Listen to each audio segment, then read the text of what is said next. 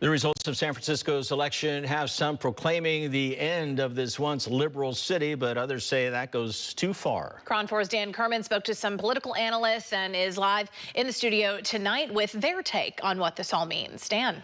Well, the expansion of police powers and these new rules regarding who gets public assistance funds have raised questions about how progressive San Francisco is and also how this could impact November's mayor's race.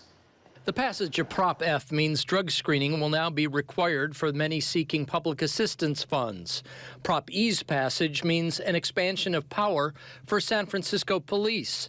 For some, these are indications San Francisco liberalism is on the way out. It has nothing to do with ideology at this point. I like to think of it as more as people who believe that government needs to take a more assertive role in defining and enhancing the quality of life, and others who have a slightly different view about how that should be handled. Political analysts see this as less a rejection of progressivism and more a rejection of some progressive policies.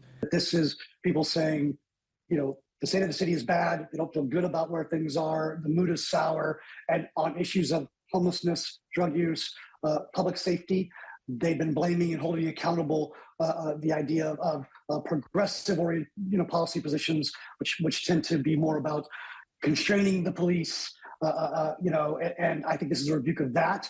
Both measures were backed by San Francisco Mayor London Breed.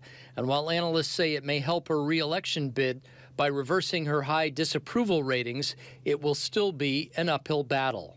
We haven't really gotten rid of, the problem of fentanyl. Homelessness is still an issue. So even though Mayor Breed is on the right side of the electorate still, I think, is dissatisfied with the delivery, and that might be her vulnerability. She has a lot of work to do.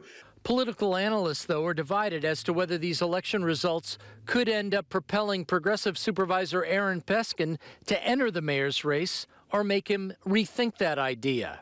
He has a chance to appeal to a broad swath of the electorate.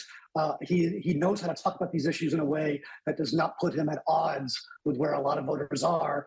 When you look at the results, for example, of the Democratic County Central Committee, where the so-called moderate slate won 21 out of 24 of the seats, the question is whether or not he even gets enough votes to make it into the second or third tier in ranked choice voting. And if that's not the case, I think it's going to be really hard for him to want to mount a campaign. At this point, there's been no official word from the Peskin camp about whether he is entering the mayor's race, which will be voted on in November. Noelle, Ken? Dan, thank you.